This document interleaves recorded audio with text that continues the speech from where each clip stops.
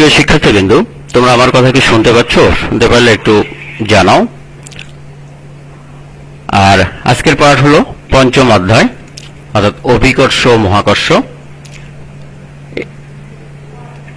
আপনি দেখলেন এখানে যে বিষয়গুলো আলোচনা করবো, তাহলে কেপলারের সূত্রাবলী এবং ব্যাখ্যা, মহাকর্ষ অভিকর্ষের সংজ্ঞা, নিউটনের মহাকর্ষ সূত্র বিবৃত এবং ব্যাখ্যা, অভিকর্ষ ত্বরণ এবং অভিকর্ষ ত্বরণের সমীকরণ, এবং পৃথিবীর বিভিন্ন স্থানে অভিকর্ষ ত্বরণ জি এর তারতম্য। শুরুতে কেপলারের সূত্রাবলী এবং ব্যাখ্যা। দেখো, বিজ্ঞানী জোহান কেপলার গ্রহের গতি সংক্রান্ত তিনটি সূত্র আবিষ্কার করেন, যা গ্রহের গতি সংক্রান্ত কেপলারের সূত্র নামে পরিচিত। প্রথম সূত্রকে কক্ষপথের সূত্র বলা হয়। দেখো, প্রতিটি গ্রহই সূর্যকে একটি ফোকাসে রেখে উপবৃত্তাকার পথে পরিভ্রমণ করে। প্রতিটি গ্রহই সূর্যকে একটি ফোকাসে রাখে, তাহলে সূর্যকে রাখে ফোকাসে, আর পরিভ্রমণ করে কিভাবে? উপবৃত্তাকার কক্ষপথে। দেখো, এই চিত্রে দেখো যে এবিসিডি একটা উপবৃত্তাকার কক্ষপথ, এবিসিডি একটা উপবৃত্তাকার কক্ষপথ, আর এফ ও এফ ড্যাশ এই উপবৃত্তের ফোকাস। তাহলে কেপলারের প্রথম সূত্র অনুসারে সূর্য এই ফোকাস দুটির যে কোনো একটিতে থাকবে এবং গ্রহ উপবৃত্তাকার পথে ঘুরবে। এটাই কেপলারের প্রথম সূত্র। কেপলারের দ্বিতীয় সূত্র বা ক্ষেত্রফলের সূত্র দেখো, সূর্য এবং গ্রহের সংযোগকারী রেখা সমান সময়ে সমান ক্ষেত্রফল অতিক্রম করবে। তাহলে কি করবে? এই জন্য একে ক্ষেত্রফলের সূত্র বলা হচ্ছে। সমান সময়ে সমান ক্ষেত্রফল অতিক্রম করবে। কি? সূর্য ও গ্রহের সংযোগকারী রেখা সমান সময়ে সমান ক্ষেত্রফল অতিক্রম করে। দেখো, ধরা যাক এই দেখো চিত্রে সূর্য এফ ফোকাসে অবস্থিত। কোন গ্রহ এই কক্ষপথের এ থেকে বি অবস্থানে আসতে যে সময় লাগবে, একইভাবে সি থেকে ডিতে যেতেও একই সময় লাগে। অর্থাৎ দেখো, এ হতে বি অবস্থানে আসতে মনে করি টি সময় লাগে, তাহলে সি হতে ডি অবস্থানে আসতেও তার কি লাগবে? টি সময় লাগবে। তাহলে কেপলারের সূত্রানুসারে আমরা পাবো এ বি ক্ষেত্রফল, A F B, A F B এই ক্ষেত্রফল, এবং C F D, C F D এই দুটো ক্ষেত্রফল সমান হবে। অর্থাৎ সূর্য হলো এফ ফোকাসে অবস্থিত, তাহলে এ থেকে বিতে আসতে যে সময় লাগবে, সি থেকে ডিতে যেতেও ওই একই সময় লাগে। তাহলে হবে কি? এই এ এফ বি এর ক্ষেত্রফল এবং সি এফ ডি এই দুই ক্ষেত্রফল সমান হবে। অর্থাৎ সূর্য এবং গ্রহের সংযোগকারী রেখা সমান সময়ে সমান ক্ষেত্রফল অতিক্রম করে। কেপলারের তৃতীয় সূত্র বা পর্যায়কালের সূত্র,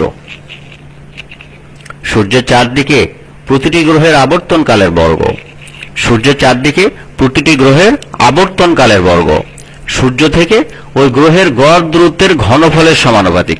তাহলে দেখো, আবর্তনকালের বর্গ, আবর্তনকালের বা আবর্তন সময়ের বর্গ দূরত্বের ঘনফলের সমানুপাতিক।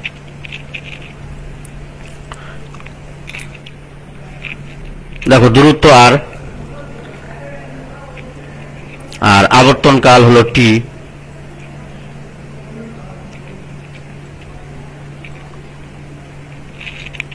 দেখো, এই যে গ্রহগুলো উপবৃত্তাকার পথে সূর্যকে প্রদক্ষিণ করে, সুতরাং বিভিন্ন সময়ে সূর্য থেকে যে কোনো গ্রহের দূরত্ব বিভিন্ন হবে, এটাই স্বাভাবিক।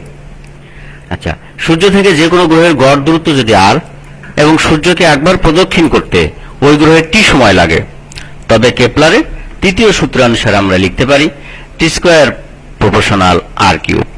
অর্থাৎ আবর্তনকালের বর্গ দূরত্বের ঘনফলের সমানুপাতিক। এই কেপলারের তৃতীয় সূত্র বা পর্যায়কালের সূত্র। অভিকর্ষ ও মহাকর্ষ।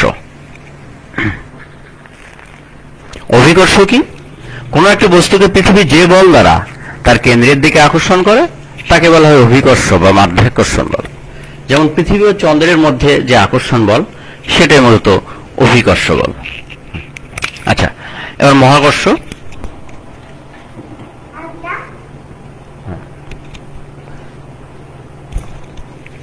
আচ্ছা, কথিত আছে যে নিউটন একদিন তার বাগানে আপেল গাছের তলে বসে চা পান করছিলেন। তখন তিনি পৃথিবীর চতুর্দিকে আবর্তমান চন্দ্রের কেন্দ্রমুখী ত্বরণ সম্পর্কে চিন্তা করছিলেন। এমন সময় একটি আপেল ফল মাটিতে পড়তে দেখেন আর কি। এই সামান্য ঘটনা থেকে তিনি একটা সিদ্ধান্ত উপনীত হন যে পৃথিবীর সকল বস্তুই তার নিজের কেন্দ্রের দিকে আকর্ষণ করে। শুধু পৃথিবী নয়, সৌরজগতের গ্রহগুলোর সূর্যের চারপাশে ঘোরার কারণ বলার জন্য নিউটন পরস্পর যোগসূত্রহীন দুটি বস্তুর মধ্যে একটি আকর্ষণ বল কল্পনা করেন। তিনি বলেন, এই মহাবিশ্বের প্রত্যেক বস্তুকণা একে অপরকে নিজের দিকে আকর্ষণ করে। এই আকর্ষণ বলের মান শুধু বস্তুদ্বয়ের ভর ও দূরত্বের উপর নির্ভর করে, অন্য কোনো কিছুর উপর নয়। এই আকর্ষণ বলকেই বলা হয় কি মহাকর্ষ। অর্থাৎ মহাকর্ষ কি তাহলে বুঝলাম যে মহাবিশ্বের প্রত্যেকটি বস্তুই একে অপরকে নিজের দিকে আকর্ষণ করে। বিশ্বের যে কোনো দুটি বস্তু কণার মধ্যকার আকর্ষণ বলের নামই হলো কি মহাকর্ষ। তাহলে আবারও দেখো, মহাকর্ষ হলো বিশ্বের যে কোনো দুটি, এই মহাবিশ্বের যে কোনো দুটি বস্তুর মধ্যে আকর্ষণ। আর অভিকর্ষ কি পৃথিবী কোনো বস্তুকে যে বলে আকর্ষণ করে, অর্থাৎ পৃথিবী এবং কোনো বস্তুর মধ্যকার আকর্ষণ, এটাই হলো অভিকর্ষ। আর মহাকর্ষ যে কোনো দুটি বস্তু। তাহলে মহাকর্ষের উদাহরণ হিসেবে আমরা বলতে পারি কি চন্দ্র সূর্য। অভিকর্ষ কি পৃথিবী চন্দ্র, পৃথিবী সূর্য ইত্যাদি, মানে পৃথিবী থাকতেই হবে আর কি। যাই হোক, তার মানে দেখো উপরের উদাহরণ থেকে আমরা কি বলতে পারি যে সব অভিকর্ষী বলই মহাকর্ষ, কিন্তু সব মহাকর্ষ বলকে কি অভিকর্ষ বলা যাবে কি? তাহলে সব মহাকর্ষ বলকে অভিকর্ষ বলা যাবে না, কিন্তু সব অভিকর্ষ বলই মহাকর্ষ। কারণ সব মহাকর্ষ বলকে এখানে ওই জন্য অভিকর্ষ বলা যাবে না, যেহেতু অভিকর্ষের সংজ্ঞাই বলছে কোন বস্তুর উপর পৃথিবীর আকর্ষণ বল। আশা করি তোমরা বিষয়টা ক্লিয়ার হয়েছে।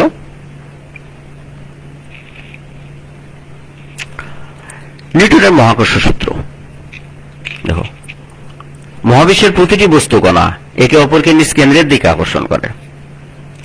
আর এই আকর্ষণ বলের মান বস্তু কণাদ্বয়ের ভরের গুণফলের সমানুপাতিক এবং এদের মধ্যবর্তী দূরত্বের বর্গের ব্যস্তানুপাতিক। আর এই আকর্ষণ বল বস্তু কণাদ্বয়ের সংযোগ সরলরেখা বরাবর ক্রিয়া করে। দেখো ব্যাখ্যা আমরা বলতে পারি যে M1 ও M2 ভরের দুইটি বস্তু d দূরত্বে আছে থেকে পরস্পরকে F বলে আকর্ষণ করছে। তাহলে নিউটনের মহাকর্ষ সূত্র অনুসারে আমরা লিখতে পারবো কি F প্রপোর্শনাল M1 M2, অর্থাৎ ভরের গুণফলের সমানুপাতিক। আবার কি F প্রপোর্শনাল 1/d স্কয়ার দূরত্বের বর্গের ব্যস্তানুপাতিক। তাহলে 1 ও 2 থেকে আমরা লিখতে পাই কি দেখো F proportional M1 M2 by d square. তাহলে এই প্রপোর্শনাল বা সমানুপাতিক চিহ্ন উঠে গেলে কি আসে, একটা সমানুপাতিক ধ্রুবক বসলো। এই জি হলো সমানুপাতিক ধ্রুবক, এই জি এর নাম হলো মহাকর্ষীয় ধ্রুবক। এই যে এটা মহাকর্ষীয় ধ্রুবক। এখন মহাকর্ষীয় ধ্রুবক জি এর সংজ্ঞা আমরা কিভাবে দেব? দেখো সংজ্ঞা যদি দিতে চাই আমরা 3 নম্বর সমীকরণ থেকে দেখো, যদি M1 M2 সমান সমান 1 একক হয় এবং d সমান সমান 1 একক হয়, তখন আমরা লিখতে পারি কি g সমান সমান f বা f সমান সমান g, যেটাই বলি। অর্থাৎ দূরত্ব যদি একক পরিমাণ হয় এবং বস্তুর ভরও হতে হবে কি একক। আচ্ছা, তার মানে আমরা বলতে পারি যে একক ভরের দুটি বস্তু একক দূরত্বে থেকে পরস্পরকে যে বলে আকর্ষণ করে সেটাই হলো মহাকর্ষীয় ধ্রুবক। দেখো এই যে, সুতরাং একক ভর বিশিষ্ট দুটি বস্তু কণা একক দূরত্বে থেকে যে পরিমাণ বল দ্বারা পরস্পরকে আকর্ষণ করে তাকে মহাকর্ষীয় ধ্রুবক বলা হয়। মহাকর্ষীয় ধ্রুবক জি এর একক তো আমরা জানি যে F সমান সমান g M1 M2 by d square. তাহলে এখান থেকে আমরা জি এর মানটা বের করে নেই। একক মাত্রা যেটাই দিতে হবে মান সময় সেটা আমরা বাম পাশে রাখবো, রেখে বাকি সবগুলো আমরা কি ডান পাশে পার করে দেই। তাহলে আমরা জি সমান সমান পেলাম কি f d square by M1 into M2। তাহলে F হলো বল, d দূরত্ব, M1 ভর, M2 আরেকটি ভর। তাহলে এই এককগুলো আমরা বসায় দেব। এটা শুধু এই মহাকর্ষীয় ধ্রুবকের ক্ষেত্রে না, যে কোনো রাশির ক্ষেত্রে যে রাশির আমরা একক বা মাত্রা সমীকরণ বের করব সেই রাশিটা বাম পাশে রেখে অবশিষ্ট যে রাশিগুলো আছে সেটা আমরা ডান পাশে দেব।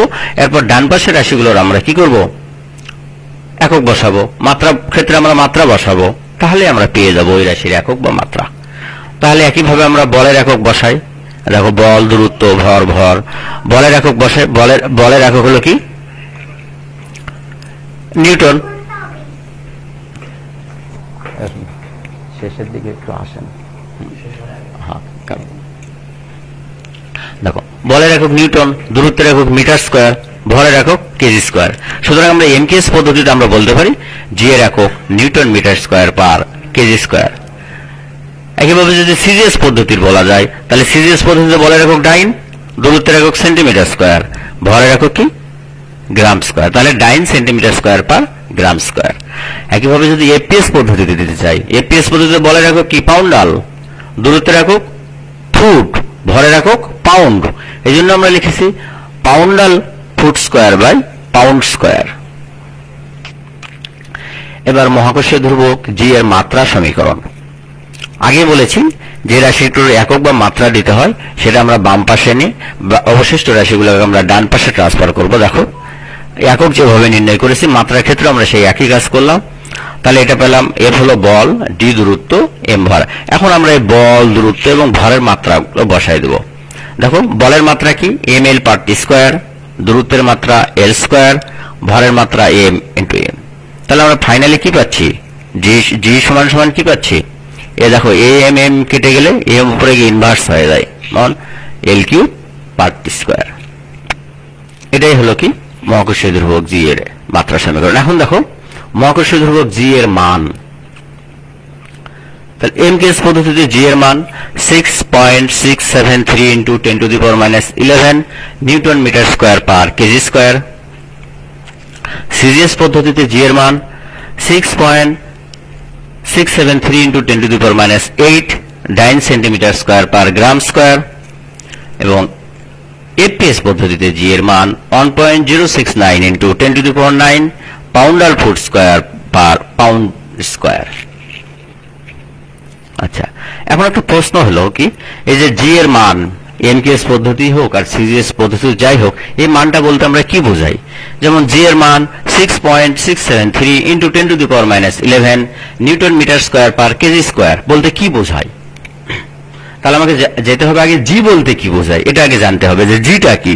কি আমরা জি এর সঙ্গে কি পড়েছি, একক ভরের দুইটি বস্তু 1 মিটার দূরত্ব থেকে পরস্পরকে যে বলে আকর্ষণ করে সেটাই হচ্ছিল মহাকর্ষীয় ধ্রুবক। তাহলে এখানে আমরা এককটা বসাই দেব, কি একক ভর না বলে আমরা বলবো 1 কেজি ভরের দুইটি বস্তু, একক দূরত্বে না বলে বলবো কি 1 মিটার দূরত্ব থেকে পরস্পরকে যে বলে না বলে বলবো আমরা কি এই বলটা, যে 6.673 into 10 to the power minus 11 Newton বলে আকর্ষণ করে। আবারও বলছি, একইভাবে সিজিএস পদ্ধতিতে জি এর মান 6.673 into 10 to the power minus 8 9 centimetre square per gram square বলতে কি বোঝায়, ওই একই কথাই বলবো। তাহলে এই ক্ষেত্রে আমরা সিজিএস এর যাব যে কি একক দূরত্বে না বলে মানে 1 কেজি ভরের দুইটা বস্তু না বলে বলবো কি 1 গ্রাম ভরের দুইটি বস্তু, একক দূরত্বে না বলে বলবো 1 সেন্টিমিটার দূরে থেকে পরস্পরকে যে বলে আকর্ষণ করে না বলে আমরা বলবো এই যেহেতু এখানে বল দেওয়াই আছে 6.673 into 10 to the power minus 8 ডাইন বলে আকর্ষণ করে। তাহলে আশা করি তোমরা বিষয়টা বুঝতে পারছো সবাই। আবারও বলছি যে জি এর মান 6.673 into 10 to the power minus 11 newton metre square per KG square বলতে কি বোঝায়? তাহলে কি বললাম, 1 কেজি ভরের দুইটি বস্তু 1 মিটার দূরত্বে থেকে পরস্পরকে 6.673 into 10 to the power minus 11 Newton বলে আকর্ষণ করে। আচ্ছা, এখন দেখো এই জি কে সার্বজনীন ধ্রুবক বলা হয়, তার কারণ কি? দেখো দুটি বস্তুর মধ্যে যখন মহাকর্ষ বল ক্রিয়া করে তখন জি এর মান বস্তুদের ভর, আকার, আকৃতি, উপাদান, এদের মধ্যবর্তী মাধ্যম ইত্যাদির উপর কিন্তু নির্ভর করে না, এদের উপর নির্ভর করে না।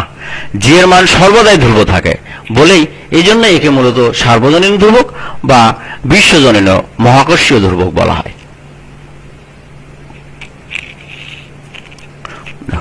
তাহলে এখানে একটা গাণিতিক সমস্যার মানে সলভ করার চেষ্টা করে দেখো। এখানে ভর দেওয়া আছে একটা বস্তুর m1 সমান সমান 20 কেজি, আর একটা বস্তুর ভর m2 সমান সমান 5 কেজি বা 5 কেজি, যেটাই বলে, এটা একটা বস্তু, এই একটা বস্তু। এর মধ্যবর্তী দূরত্ব দেখা যায় কত দেওয়া থাকে। আচ্ছা, d সমান সমান 5 মিটার দেওয়া আছে। আচ্ছা, এখানে g এর মানও দেওয়া আছে কি 6.673 × 10⁻11 newton metre square per KG square. তাহলে কি, যদি আমরা এটা অঙ্কর মতো করে সাজাই তাহলে এরকম বলতে পারি যে 20 কেজি ও 5 কেজি ভরের দুইটি বস্তুর মধ্যবর্তী দূরত্ব কত, 5 মিটার হলে আকর্ষণ বল কত হবে। এই যে, তাহলে এই দুটি বস্তুর মধ্যে আকর্ষণ বল কত হবে। তাহলে আমরা নিউটনের মহাকর্ষ সূত্র থেকে কি শিখেছি, আকর্ষণ বল F সমান সমান g m1 m2 by d square, g m1 m2 by d square. তাহলে g এর মান আমরা বসাই দেব, m1 এর মান বসাই দেব, এখানে m2 এর মান বসাই দেব, নিচে d এর মান বসাই দেব, বসে ক্যালকুলেশন করব, তাহলে হয়ে যাবে।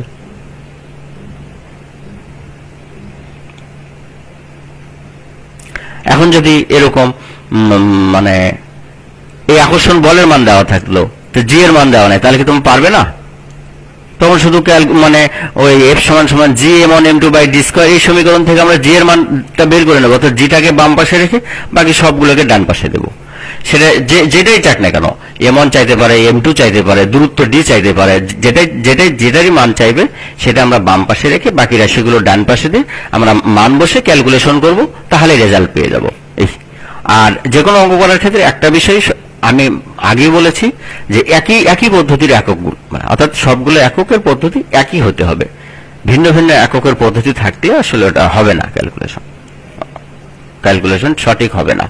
যদিও এখানে সবগুলো একক এম কেসে আছে, দেখো m1 মানে m1 এর মান দেওয়া আছে এম কেসে, কেজি, m2 এর মানও এম কেসে, দূরত্বের মানও এবং জি এর মানও। সুতরাং এখানে কোনো এককে ট্রান্সফার করার দরকার নেই, সরাসরি f সমান সমান আমরা বসে দেব G m1 m2 by d square, মানগুলো বসে দিয়ে ক্যালকুলেশন করব। ওকে, এবার দেখো অভিকর্ষ ত্বরণ। অভিকর্ষ বলের প্রভাবে পৃথিবী পৃষ্ঠে মুক্তভাবে পড়ন্ত কোনো বস্তুর বেগ বৃদ্ধির হারকেই বলা হয় অভিকর্ষ ত্বরণ। তাহলে কি, নরমালি আমরা ত্বরণ পড়েছি কি, কোন বস্তুর বেগ বৃদ্ধির হারকেই বলা হয় ত্বরণ, বস্তুর বেগ বৃদ্ধির হারকেই বলা হয় ত্বরণ।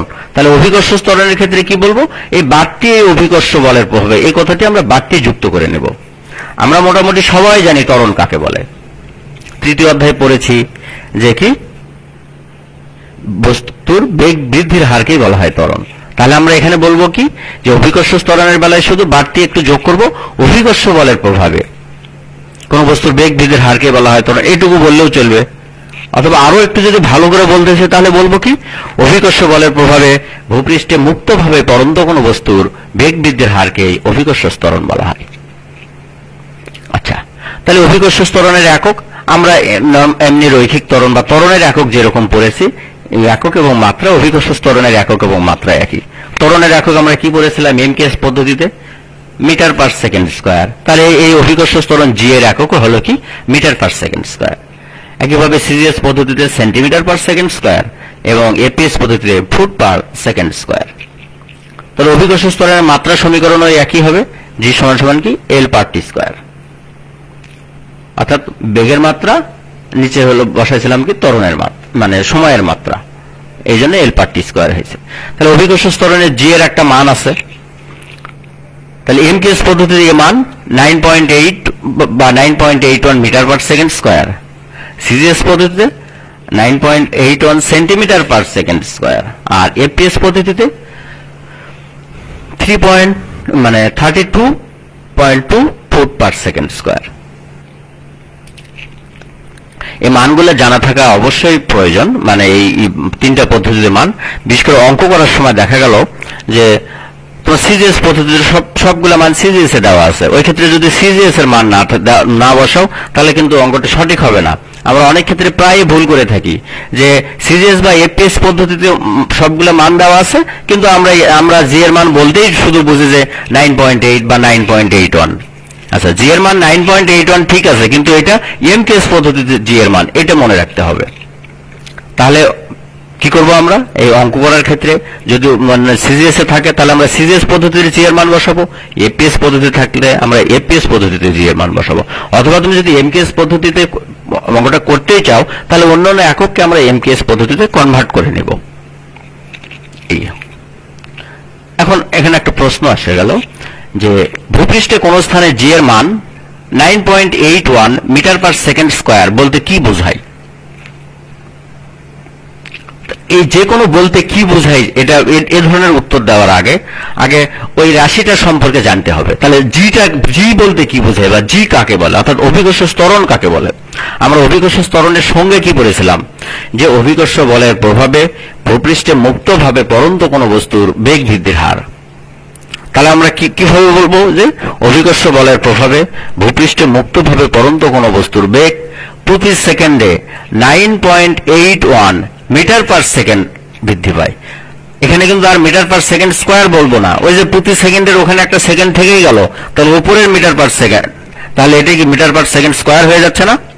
আচ্ছা, তাহলে আবার বলছি যে ভূপৃষ্ঠে কোন স্থানে অভিকর্ষ ত্বরণ জি এর মান 9.81 মিটার পার সেকেন্ড স্কয়ার বলতে কি বোঝায়? উত্তর হলো কি যে অভিকর্ষ বলের প্রভাবে ভূপৃষ্ঠে মুক্তভাবে পড়ন্ত কোনো বস্তুর বেগ কি হয় প্রতি সেকেন্ডে 9.81 মিটার পার সেকেন্ড বৃদ্ধি পায়। আচ্ছা, এবার দেখো অভিকর্ষ ত্বরণ জি এর সমীকরণ। দেখো মনে করা হলো পৃথিবীর ভর এম এবং পৃথিবীর ব্যাসার্ধ আর, আর পৃথিবীর পৃষ্ঠে একটা বস্তু এর ভর হলো ছোট এম। তাহলে নিউটনের মহাকর্ষ সূত্র থেকে কি লেখা যায়? মহাকর্ষ সূত্র অনুযায়ী আমরা জানি এফ সমান জি এম1 এম2 বাই ডি স্কয়ার। তাহলে এখানে এম1টা কি বড় এম, এম2 হলো ছোট এম, ডি হলো কি দূরত্ব এর স্কয়ার। আবার নিউটনের গতির দ্বিতীয় সূত্র থেকে আমরা জানি এফ সমান এম জি। তাহলে এই 1 এবং 2 নম্বর সমীকরণ থেকে আমরা লিখতে পারি কি এম জি সমান জি বড় এম ছোট এম বাই ডি স্কয়ার। তাহলে দেখো ওই পাশ থেকে ছোট এম বাদ গেল, তাহলে অতএব জি সমান আমরা লিখতে পারি অর্থাৎ ছোট জি সমান বড় জি বড় হাতের এম বাই ডি স্কয়ার, অর্থাৎ জি সমান G M by D square. আচ্ছা, এখন যদি পৃথিবীর ব্যাসার্ধ আর হয় তাহলে এখানে আর স্কয়ার। আচ্ছা, এই যে দেখো পৃথিবীর ব্যাসার্ধ আর হলে আমরা লিখতে পারি জি সমান G M by R square. এই জি এর সমীকরণ। তাহলে এই অভিকর্ষ ত্বরণ জি এর সমীকরণ। অথবা এরকমও বলা যেতে পারে অভিকর্ষ ত্বরণ ও মহাকর্ষীয় ধ্রুবকের সম্পর্ক বলতে পারো, বা বলতে পারো অভিকর্ষ ত্বরণ মহাকর্ষীয় ধ্রুবক ও পৃথিবীর ভর এর মধ্যে সম্পর্ক, কিংবা বলতে পারো অভিকর্ষ ত্বরণকে পৃথিবীর ভর ও ব্যাসার্ধের মাধ্যমে প্রকাশ, যাই বলো। এখান থেকে আরেকটা কথা বলা যেতে পারে, প্রায় সময় এটা প্রশ্ন পরীক্ষায় আসে যে দেখা যায় যে অভিকর্ষ ত্বরণ বস্তুর ভরের উপর নির্ভর করে না। এই সমীকরণে 3 নম্বর সমীকরণে দেখো কোথাও বস্তুর ভর কিন্তু নাই। এই যে এমটা আমরা দেখতে পাচ্ছি ক্যাপিটাল এম, এটা কিন্তু পৃথিবীর ভর, তাহলে এখানে বস্তুর ভর নাই। সুতরাং আমরা এই 3 নম্বর সমীকরণ থেকে বলতে পারি যে অভিকর্ষ ত্বরণে যে উপরের সমীকরণ হতে লেখা যায় যে অভিকর্ষ ত্বরণ বস্তুর ভরের উপর নির্ভর করে না। তাহলে অভিকর্ষ ত্বরণ বস্তুর ভরের উপর নির্ভর করে না। তাহলে নির্ভর করে কার উপর? দেখো শুধুমাত্র এই যে আর বা ডি যারে বলো দূরত্বের উপর নির্ভর করে। কারণ দেখো মহাকর্ষ ধ্রুবক জি এবং পৃথিবীর ভর এম দুটাই ধ্রুব রাশি, তাহলে শুধু দূরত্ব পরিবর্তনশীল। সুতরাং অভিকর্ষ ত্বরণ শুধু দূরত্বের উপর নির্ভরশীল। অর্থাৎ আমরা বলতে পারি যে অভিকর্ষ ত্বরণ জি এর মান বস্তু নিরপেক্ষ হলেও স্থান নিরপেক্ষ নয়। একথা তাহলে কি বোঝা গেল? বস্তু নিরপেক্ষ হলেও স্থান নিরপেক্ষ নয়, স্থানের বেলায় সে নিরপেক্ষ নয়। তার মানে স্থানের উপর নির্ভর করছে, দূরত্বের উপর নির্ভর করছে। এই কারণে যেহেতু পৃথিবীটি পুরোপুরি গোল না, এই কারণেই দেখা যাচ্ছে যে মেরু অঞ্চলে একরকম জি এর মান, আবার বিষুবীয় অঞ্চলে জি এর মান ভিন্ন। কারণ কি পৃথিবীর কেন্দ্র থেকে সব জায়গার দূরত্ব সমান না, এই কারণে জি এর মানের ভিন্নতা আছে। আচ্ছা, এখন পৃথিবীর বিভিন্ন স্থানে অভিকর্ষ ত্বরণ জি এর তারতম্য। দেখো ভূপৃষ্ঠ থেকে উচ্চ কোন স্থানে, অর্থাৎ ভূপৃষ্ঠ হতে যত উপরে উঠা যায় অভিকর্ষ ত্বরণের মান ততই কমতে থাকে।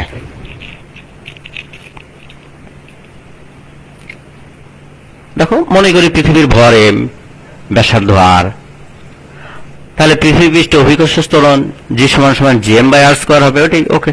আচ্ছা, এটা যাওয়ার আগে আরেকটু বিষয় একটু শুধু বলে যাই তোমাদের এখানে আমরা দুইটা জি সম্পর্কে পরিচয় হলাম। দেখো, একটা ছোট জি আর একটা বড় জি, একটা ছোট জি আর একটা বড় জি। যদি বলা যায় এই ছোট জি আর বড় জি এর মধ্যে পার্থক্য কি, তাহলে ছোট জি কি হচ্ছে অভিকর্ষ ত্বরণ, আর বড় জি কি মহাকর্ষীয় ধ্রুবক। ছোট জি কি অভিকর্ষ ত্বরণ, এটা যেন ভুলে যেও না। বড় জি কি মহাকর্ষীয় ধ্রুবক। এখন আমরা নরমাল পার্থক্যের মতোই চাইলে পার্থক্য দিতে পারবো, সংজ্ঞা দেব, একক দিব, মাত্রা সমীকরণ দেব, মান দেব, তাহলে তো হয়ে গেল যে ছোট জি এর সংজ্ঞা দিলাম, এরপরে বড় জি এর সংজ্ঞা দিলাম, ছোট জি এর একক কি দিলাম, বড় জি এর একক কি, ছোট জি এর মাত্রা, বড় জি এর মাত্রা, ছোট জি এর মান কত, বড় জি এর মান কত, এই তো হয়ে গেল পার্থক্য। আর মূল যে কথাটা কি, ছোট জি অভিকর্ষ ত্বরণ, বড় জি মহাকর্ষীয় ধ্রুবক। আচ্ছা, তো ঠিক আছে, আমি আবার আসছি এখানে পৃথিবীর বিভিন্ন স্থানে অভিকর্ষ ত্বরণ জি এর তারতম্য। দেখো যে ভূপৃষ্ঠ থেকে উচ্চ কোন স্থানে, অর্থাৎ ভূপৃষ্ঠ থেকে যত উপরে ওঠা যায় অভিকর্ষ ত্বরণের মান ততই কমতে থাকে। যে পৃথিবীর ভর m, ব্যাসার্ধ r পড়লাম, তাহলে অভিকর্ষ ত্বরণ g সমান সমান gm/r²। এটা নিয়ে কোনো সন্দেহ নেই, একটু আগে আমরা এটা প্রতিষ্ঠিত করেছি। আচ্ছা, তাহলে পৃথিবী থেকে পৃথিবী পৃষ্ঠ হচ্ছে এইচ উচ্চতায়, তাহলে এইচ উচ্চতায় অভিকর্ষ ত্বরণ হবে কি, তাহলে মোট দূরত্ব দেখো এখানে r+h, তাহলে এখানে g' সমান সমান আমরা লিখলাম gm/r+h²। এটাকে দিলাম 2 নম্বর সমীকরণ। আচ্ছা, এবার এই 2 নম্বর সমীকরণকে যদি 1 নম্বর সমীকরণ দ্বারা ভাগ করি তাহলে কি দাঁড়ায়, দেখো g'/g, এটা লিখলাম, ভাগের জায়গায় গুণন হয়ে গেল, হরটা উপরে গেল, লব আসলো নিচে, এই gm কেটে গেল, তাহলে আসলো r²/r+h²।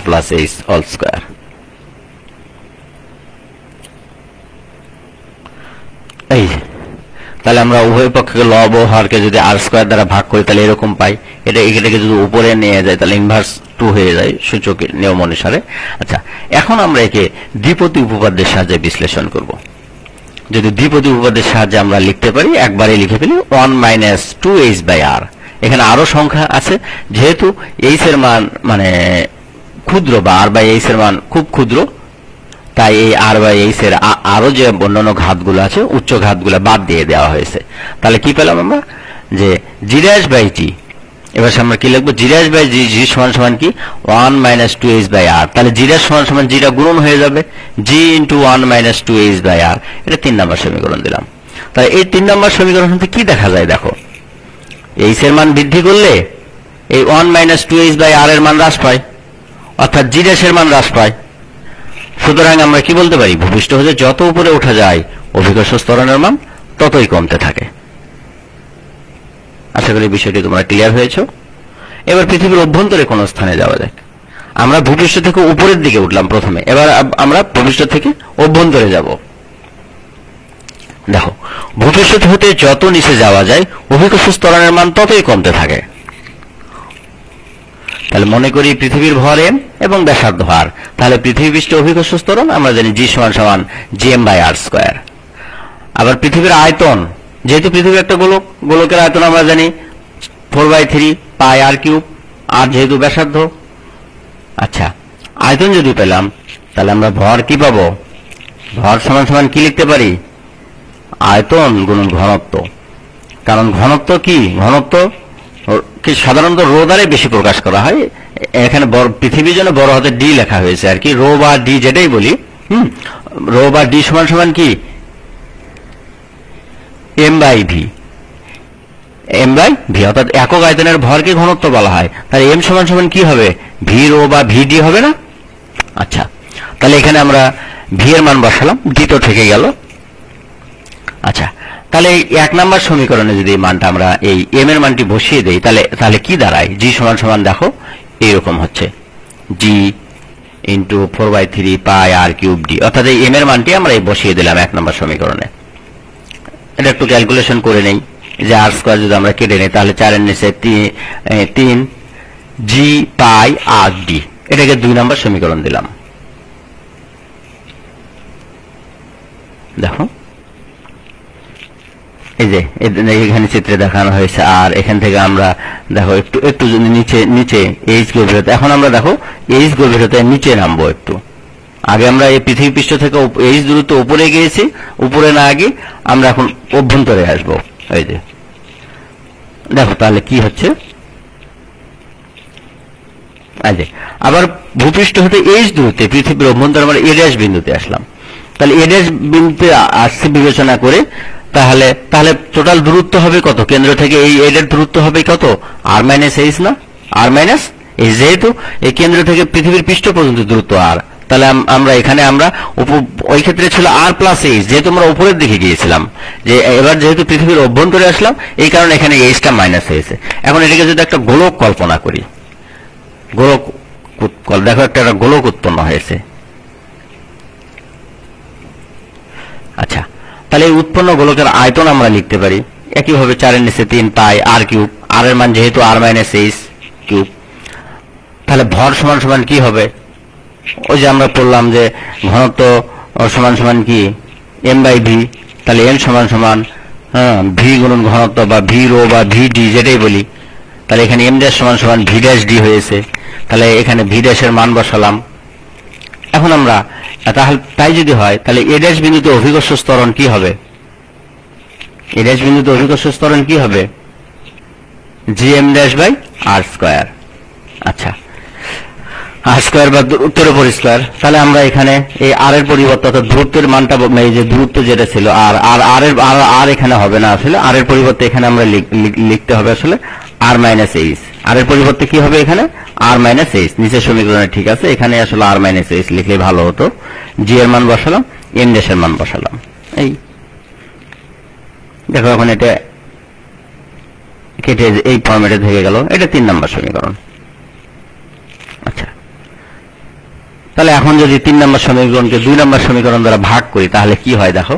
তাহলে জি ড্যাশ বাই জি সমান সমান এই যে 4/3 জি পাই আর মাইনাস এইচ ডি, এই হলো ডি ডি কেটে গেল, 4/3 জি পাই কেটে গেল, তাহলে কি থাকলো?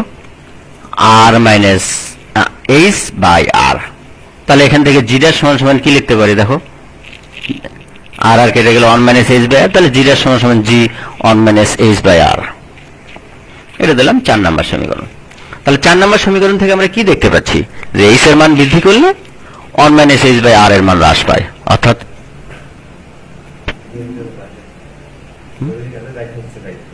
আচ্ছা জানতাম, অর্থাৎ জি ড্যাশের মান কমতে থাকে।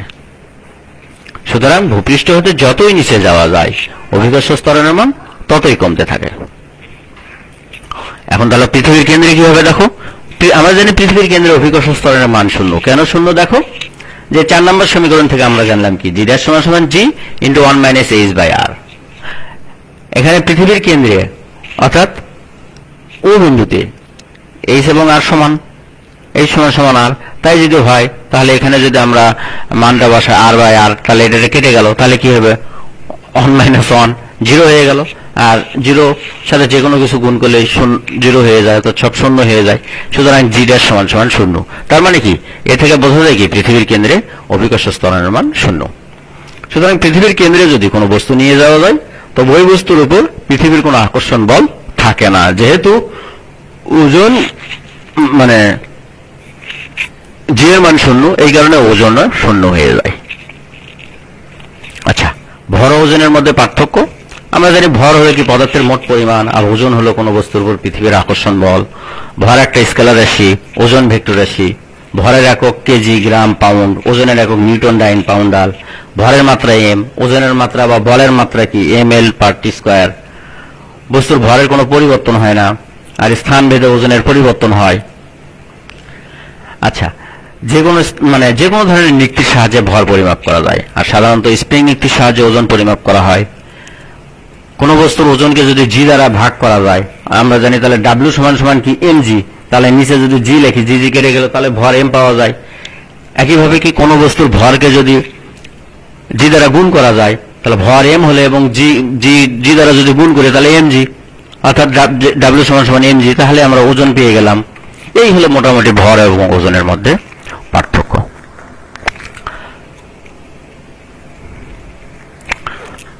আমি এখন একটু বাড়ির কাজে যাচ্ছি। বাড়ির কাজ হলো কি, মহাকর্ষ অভিকর্ষ কাকে বলে, নিউটনের মহাকর্ষ সূত্র বিব্রত ব্যাখ্যা, দেখাও যে অভিকর্ষ ত্বরণ বস্তুর ভরের উপর নির্ভর করে না। 4 নম্বর হলো কি, দেখাও যে ভূপৃষ্ঠ হতে যত উপরে ওঠা যায় অভিকর্ষ ত্বরণের মান ততই কমতে থাকে। এই মোটামুটি বাড়ির কাজ। বাড়ির কাজ বলা হয়েছে এর আগেই, ক্লাসগুলোতে কি করবে তোমরা সেশনাল খাতায় লিখে রাখবো, পরে খাতাগুলো তোমরা জমা দিয়ে দিবা, দেখবো। এটাই তোমাদের একটা অ্যাসাইনমেন্ট বলা যায়। আর যেহেতু তোমরা এখন মানে প্র্যাকটিক্যাল ক্লাসগুলোতে আসছো, সুতরাং এই প্র্যাকটিক্যাল ক্লাসের মাঝেই কিছু ক্লাস টেস্ট, কুইজ টেস্টও নেওয়া হবে, এবং এই বাড়ির কাজগুলা তোমরা কতটুকু কি করছো না করছো এটা একটু খবর নেব। মাঝে মাঝে খাতাগুলো হয়তো দেখতে চাবো, তোমরা নিয়ে আসবে, দেখবে, এবং তোমাদের কোনো কিছু জানার থাকলে ওখানে জিজ্ঞেস করবে, এখানেও তোমরা জিজ্ঞেস করতে পারো। তোমাদের কমেন্ট দেখে সে প্রশ্নগুলোর উত্তর দেওয়ার চেষ্টা করবো আর কি। তো যাই হোক, এই হলো আজকের আলোচনার বিষয়। আর পরবর্তী ক্লাসে যেটা থাকছে, দেখো যা থাকছে, মহাকর্ষ অভিকর্ষ অধ্যায়টি শেষ হয়নি, এটা 2টা ভাগে ভাগ করেছি। প্রথম অংশ আজকে হলো, দ্বিতীয় অংশ আছে। দ্বিতীয় অংশের মধ্যে যা থাকছে